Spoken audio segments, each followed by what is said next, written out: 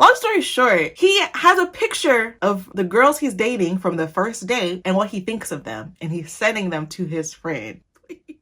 In this life, please know that I've suffered.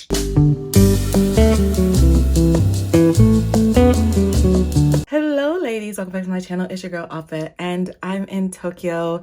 Happy Vlogmas to all those who celebrate. Today I think is day 7 of Vlogmas, and you guys, it's not going as well as we would like. I said it when I made the first Vlogmas video. Every time I try to do a trend on YouTube, it flops, but I am enjoying constantly creating, so a win is a win. Today, I was already gonna give you guys this story time video, but then when I was thinking about it, this happened around Christmas, so I was like, this is the perfect Vlogmas story time. I'm going to tell you guys about how there was a time in my life when I don't even know how I want to word this. Do you guys know when like you know somebody just is not your friend and it takes something extreme for you to realize it, but even then you're still kind of naive? Okay, so today's Vlogmas video is a nice little story time about how I went through a season of my life, a holiday season of my life, where my boyfriend and one of my closest friends were somehow both my biggest opps. So I think this was like 2021 or 2022. So not that long ago, but not super recent either. So the story itself is not really about like the relationship that I was in, but I feel like I need to give you guys just a dash of context in order for the entire story to make sense. Actually, this might have been 2020 now that I think about it. Yeah, I think it was 2020 because COVID was still quite new. Okay, yeah, I think this was 2020. So I was dating this guy and it ended horribly. Okay, horribly. There's a through line with all my relations ending horribly, but now's not the time to unpack that. Anyway, so we had reached the stage of the breakup where he was desperately trying to win me back. Okay, so long story short, it ended because I found out that he cheated on me. And I found out in a rather embarrassing way, okay? That's important to what I'm about to say. So he was trying to win me back, but I'm the type of person, once you cheat on me, there is no going back. Like that's the end. That's the end of the line. The trust can never be restored, and what's a relationship without trust, right? But I mean, I was sad to see the relationship go, so I was indulging his attempts to win me back, okay? So keep in mind, this man has cheated on me in a very embarrassing fashion. This is important to the rest of the story. So he's giving me all his very best. Oh, I'm sorry, I didn't mean to, which I don't know how you could not mean to, but that's not the point of this video. And it's going through one ear and out the other, but because back then I was such a bleeding heart, and I still am sometimes, I was indulging him because I didn't have it in me to just be like, go to hell, which I probably should have responded like that, but whatever. I love this palette from Juvia's Place, but the lack of a mirror, very upsetting sometimes. Okay, so it was around the holiday season, and I had also just moved into a new place, right? So I was buying things to furnish it. I don't remember how or why, but we were on the phone. Again, I think I just like, I don't know, like I knew I wasn't gonna take him back. Or no, I told him, that's what it was. This is why we were still talking. I told him that I would consider taking him back if he went to therapy. And so he kind of like, he ultimately never went, and he kind of like dicked me around about going. But that's why I was like still in communication with him, because I felt like he was genuinely fighting demons, and I'm sure he's still fighting them to this day. And like I said, I'm such a bleeding heart that I was like, I could work with you if you can go into therapy and like rehabilitate yourself. Oh gosh, my life. Okay, so we were talking and he was like, again, pleading his case, and I think he was like trying to convince me like asking him to go to therapy was asking too much, which is crazy because you literally cheated on me. Like, I should be asking for a pound of flesh. I should be asking you to let me hit you with my car. That would be too much. I'm just asking you to go to therapy. Omo. Evil men won't kill me in this life. Well, anyhow. Oh, that's very gold. I didn't even realize how gold that was. Okay, maybe we'll go in with this. Okay, so while we were on the phone, I was also like online shopping because again, I just moved into a place. It was the holiday time. I had a lot to pay for. And I must have like mentioned that I was like online shopping while we were on the phone. I think something was like expensive and I was debating if I wanted to get it. So then he says, ooh, y'all, I've been in Japan for quite some time now. I feel like I just saw my first first fly. Of course, when I have my window open with no net on, that's when I see a fly out here. Crazy. Okay, this is not going how I need it to go. Okay, you guys, my eye look just got away from me. I don't know what just happened, but we are starting over. Sometimes you just have to start again, okay? If at first you don't succeed, try again, okay? Isn't that what Aaliyah was trying to tell us? Sorry, y'all, I'm on a time crunch and I just could not risk botching the eyes a second time, so I had to lock in for a little bit. I don't exactly remember where I left off, but we were on the phone, we were talking about something, he was pleading his case about something, and I was online shopping while he was doing it. I must have mentioned money because he then offers to pay for whatever it is that I wanted to buy. I don't even remember at this point. I do remember what I wanted to buy. Okay, I wanted to buy a bar set. I think I talked about this recently. Like, I always used to host, so I always used to keep alcohol, and I wanted to buy like a proper like bar set. And the one I wanted was kind of expensive. He was like, I'll buy it for you. Now, when the offer to buy it for me first came in, I kind of thought he was like trying to make a little jokey joke because important piece of information, my ex was a cheap bastard. I don't know what it is about, and no disrespect, I don't know what it is about Igbo men. They always want to punch above their weight class. Fine babe like me, you think you won't spend money. Why? What is the meaning of this, Jackie? Anyway, he used to like balk at spending money. Like, don't get me wrong, he would spend it, but he would always make like a song and dance about it, which was annoying, especially because I knew he had the money. More on that later. But anyway, I'm like, well, you know, you can't buy my forgiveness. Like, $100 bar set is not gonna make me want to forgive you. And he was like, yeah, I know, but like, you know, I want to take something off of your plate. He said, matter of fact, you have my card information, get what you need. Now, get what you need is a very open-ended sentence, okay? So I said, you don't want to tell me that because I need a lot of stuff. I need a lot, okay? And he said, I know, get what you need. I said, okay, well, how much should I spend? And he responds with a phrase that I'm sure you guys have heard me say on this channel 18,000 times because it lives rent-free in my head. I replay this entire story time in my mind at least once a month, okay? He says, just enjoy yourself. Just enjoy yourself. Now, let's be clear. I'm a real ass bitch, give a fuck about a nigga, big burger bag, whole 5, 6 face pack. Yeah, okay? I don't need to be told twice to spend a man's money, okay?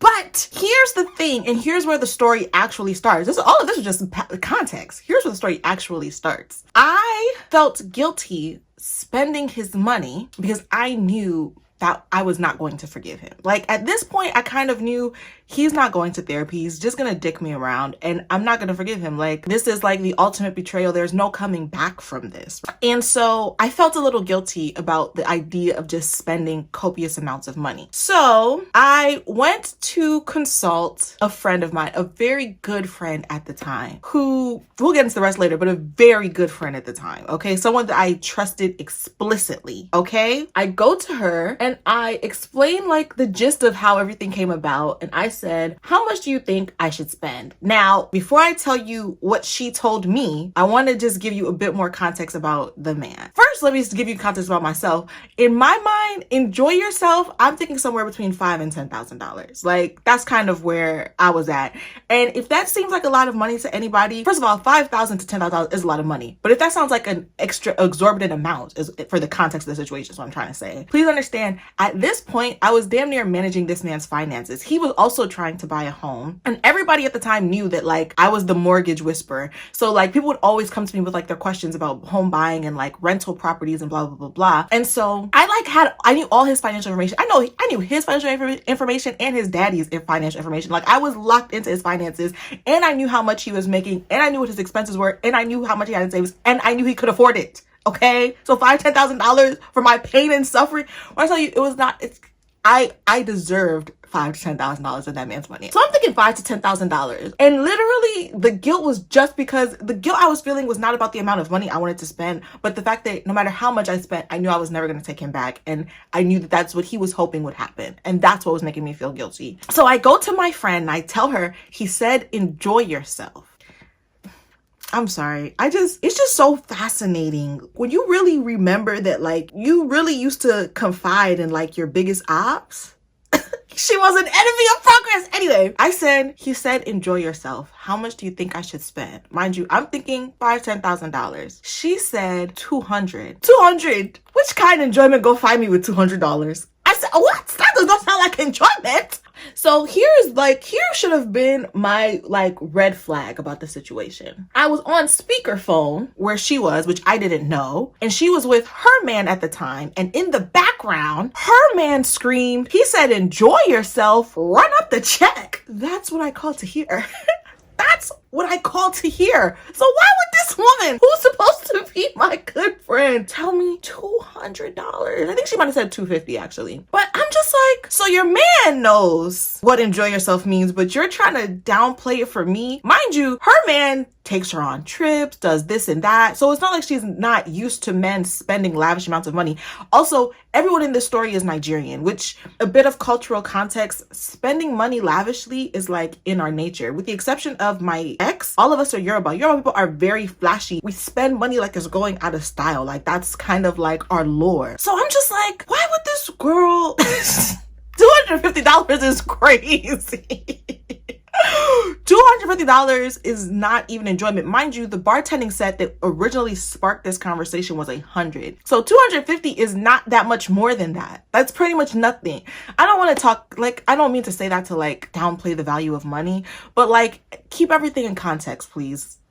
But honestly, it didn't hit me in that moment. But when I'm no longer friends with that girl, but when I later like replayed like some of the things surrounding our falling out, I just remember that moment. Like, she really did not want me to enjoy myself. And it's so crazy. I always think about this in like the context of the breakup. I feel like during that time I was like praying, like, God, like if there's anybody in my life, remove them. Like, I don't care how painful it is. I don't care, how stupid I feel about it. You have to remove them. And my boyfriend started cheating, and my homegirl started shortchanging me. God was really trying to give me a 2-for-1 removal, and I didn't see it, because that's a red flag in friendship. Okay, let me not get ahead of myself. Anyway, she says $250. Her boyfriend's in the back saying, run up the check. And she's like low-key shushing him. But like, if you wanted him to be shushed, why am I even on speaker? Like, why am I telling your man my business? Why, like, I didn't even know he was with you. Like I said, it's just, God tried to give me a 2-for-1 special, and I just ignored it. Anyway, like I said, at this time, this is one of my closest friends, someone who I still think is quite intelligent, and I would,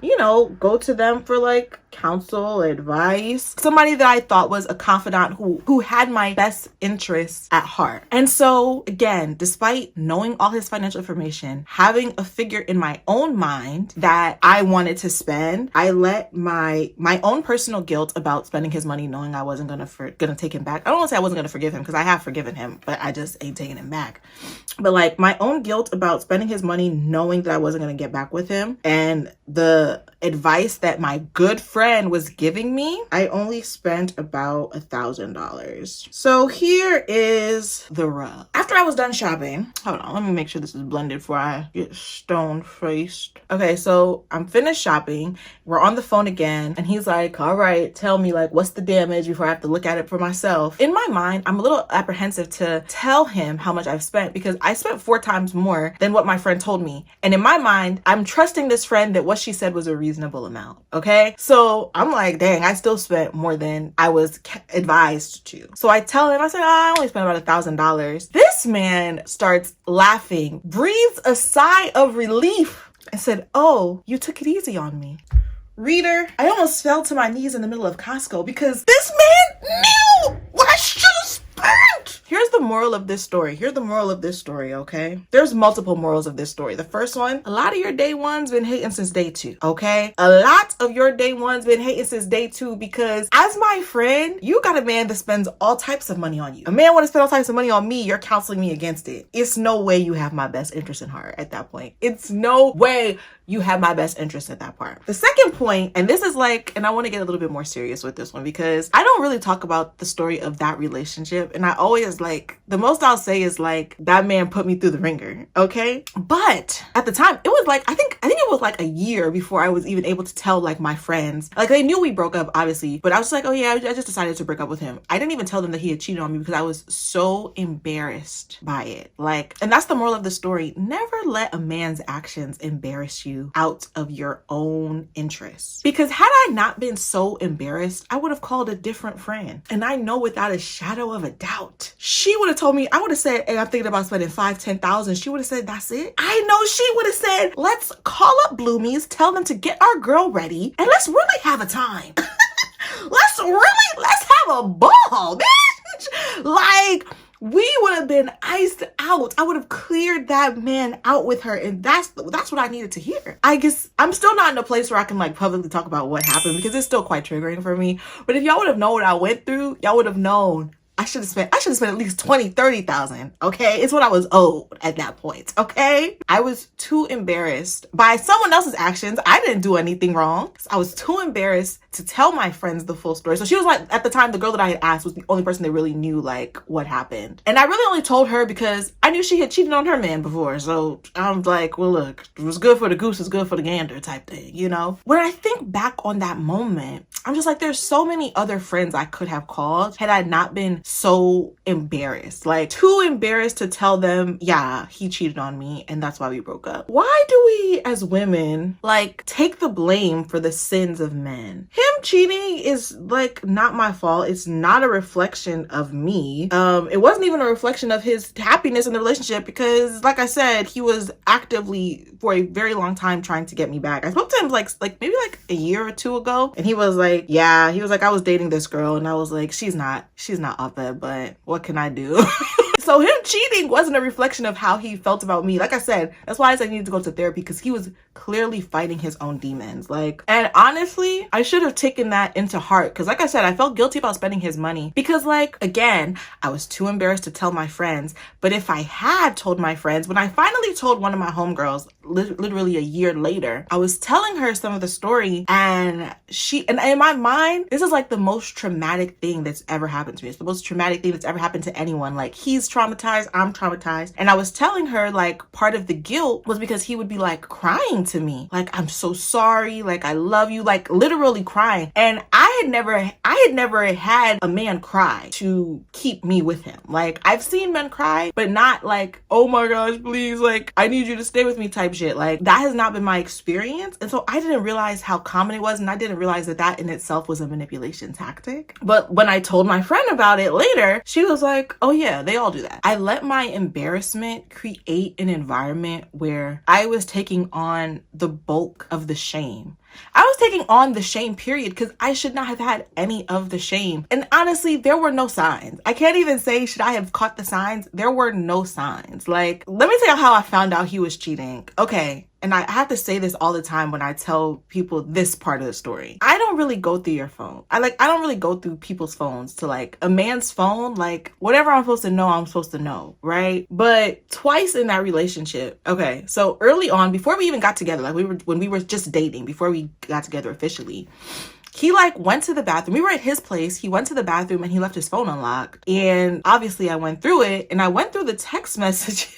Y'all are gonna be like, aw-peh, that was the first red flag, but whatever. Anyway, I went through the text messages, and I'm sorry guys, I don't condone going through your man's phone, but if you were to go through a man's phone, pro tip, don't go through any messages with girls. You have to find his message thread with his friends, with the bros. You gotta find the group chat and go through there. That's where you're gonna get the tea most efficiently. So I went to his message thread with like somebody that I knew was like his BFF. Like, he told me they were best friends. Come to find out, so like I said, we were just dating at this time. We weren't in a relationship. He had been dating other girls, which I didn't have a problem with. Okay, so on our first date, we had a great first date. While we were chilling, he was like, I had a really great time tonight. Like, we should take a picture to commemorate our first date. And I was like, that's the sweetest, most romantic thing I've ever heard in my entire life. When I tell you, so he took the picture and then he sent it to me. When I tell you I sent that picture to everyone in my life, I thought that that was the sweetest, most romantic thing in the world.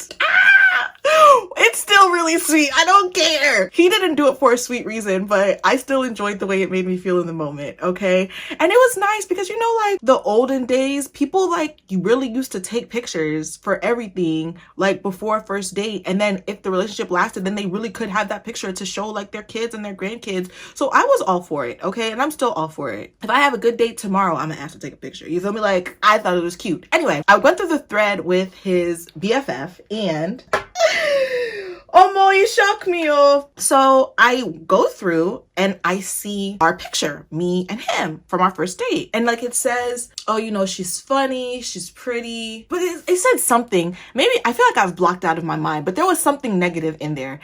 maybe like she talks too much or something like slight or something. Or no, I think it might have said she's like too tall or something. It was something about my appearance. It's like, she's funny, she's pretty, but maybe she's too tall or something like that. And I was like, all right, that's a bit on the nose. He was only like an inch or two taller than me. So I was already, you know what I'm saying, punching down. You feel me? But that's a story for another day. Oh, okay. But he had like, but then like his friend had said, yeah, but you had like a really good time with her, blah, blah, blah, blah. And he was like, yeah, no, I really like her. And so I was like, oh, okay, well, all things considered, nobody's perfect. I had some qualms about his height too. It's whatever. I keep scrolling up though, and there's another, life is tragic. There's another picture of him and a different girl.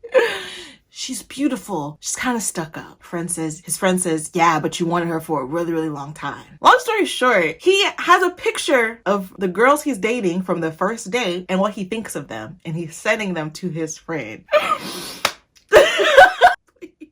In this life, please know that I've suffered. And just know that I've suffered at the hands of Igbo men. So while I'm doing this, mind you, I'm just in his house. You feel me? Like, I'm in his apartment. And so he walks back in while I'm doing this. And so I'm like, so how many girls are you dating?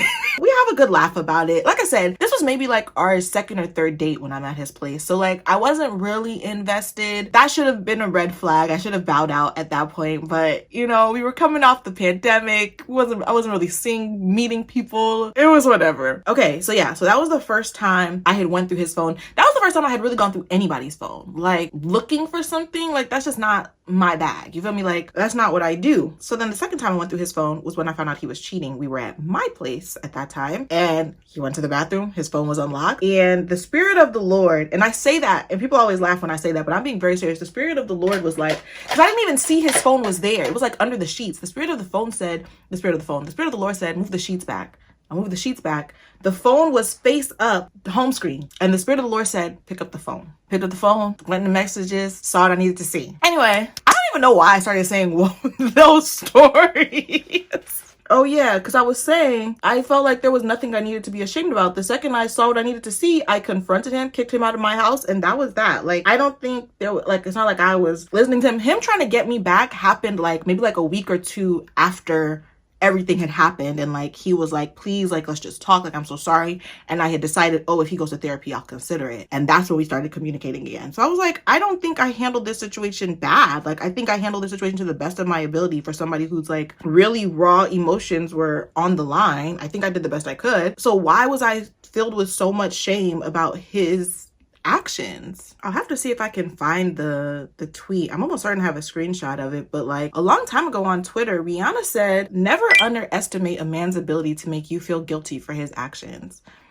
And she really hit the nail on the head with that one. And if y'all don't take anything away from this channel, please take this away. Never, ever, ever, ever, ever let yourself feel embarrassed behind a man's actions. He's the one that should have felt embarrassed. He's the one that should have been too embarrassed to tell his friends. He did tell his friend, the BF that he was comparing all the girls with, and his friend was like, yeah, she should have beat your ass. And I'm like, honestly, yeah, I should have, quite frankly. There were so many things that his friend, and that's another red flag. His friend genuinely, you know, you know, in Me, Myself, and I, when Beyonce was like, even your very best friend tried to warn me on the low, that's pretty much what I was in. There were every time he would say stuff to me or like do something to me or make me mad, his friend would be like, he would tell me like afterward when he would like tell his BFF, and he'd be like, yeah, my BFF said you should have slapped me. I should have. You're absolutely right. And you know what? Those are my mistakes to bear. And maybe that's where my shame came from. There was somebody who knew the situation, who was constantly saying, essentially while he was saying I should beat him up, I should slap or whatever, he was basically saying, you don't need to put up with this. And I was putting up with it anyway. And I think that is probably where a lot of the embarrassment came from, like knowing that I was putting up with the situation that I was too good for, and that people knew I was too good for.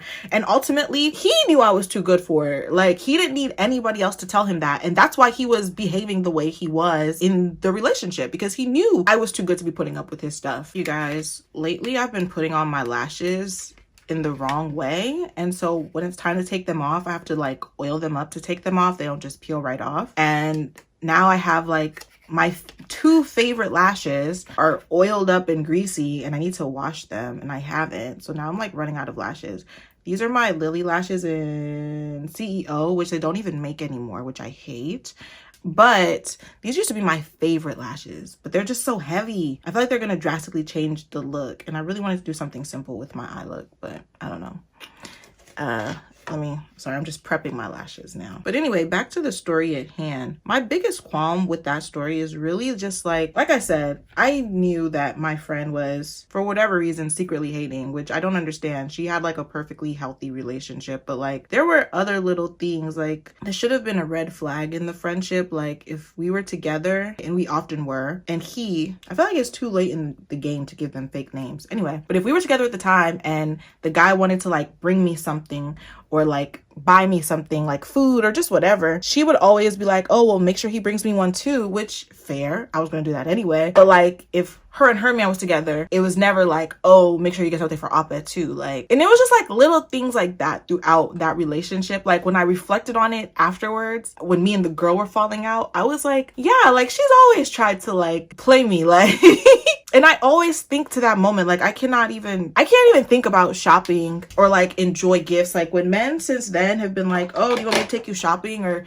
hey, you have my card, just pay for something. I always relive that moment because I really could have came up. Like I really, whatever. Like I said, a lot of your day ones been hating since day two. But yeah, that's how my Christmas 2020 started. It's so insidious, right? Like people will be your friends and then not want the best for you. When I think about that story, honestly, the most hurtful part is like the realization that was the moment I should have known that she did not want the best for me. And I can't, like, it's really hard to move past. And like I said, had I not been so attached to that false sense of shame, could have opened up to other friends that did want the best for me and they could have advised me better. But I mean, at the end of the day, I didn't lose anything. The money wasn't mine to, like, it wasn't my money. It's not like I lost my money, but just like it's the principle of the thing, especially when he's talking about something, you took it easy on me. Now he think I'm sweet for it. Now he don't know that I am in fact a real ass bitch, give a fuck about a nigga, big burger, bag hole, 5'6" kind of girl. Now he don't know that, and I don't like that. Also, the craziest part about the guilt I was feeling about spending his money, knowing that I was never going to get back with him, is that even after we broke up, he still has purchased quite a few expensive birthday gifts for me. Nothing in return. What is it about cheap bastards that after you break up with them, then they become daddy warbucks? Actually, can we talk about that? Have you guys ever experienced that? That's like my only time. I don't really date cheap bastards. Cheap bastards. I don't know why I keep saying that phrase. I'm giving up cursing in 2025. So if you feel like I'm cursing more than usual, I'm just trying to get it out of my system. But anyway, what is it about cheap bastards that once you stop dealing with them, that's when they're like, actually, I am going to spend some money on her. Like, it's such a weird experience to me. Like, especially because he was spending the money. Here's my thing. If you're cheap because you don't have it, you don't have it. He would be like cheap, like he would spend the money and then just complain. Mind you, I was all in his financial business, so I knew he was good for the money. So it was just like, where are these complaints coming from? I really think it's cultural. Like, not to be xenophobic, I just think that's just like an evil man trait. Is it tacky to do a red lip every day of the holiday season? Oh, the color I want is in a purse somewhere. Can I show you guys how many lip products I just pulled out of the last purse I had? All this, all that. Can you see that? All that. These colors don't even coordinate. Why did I have so many of them? I don't know. Because I want to keep it dark, so maybe I'll do both of these. Yeah, this is the story of how my ex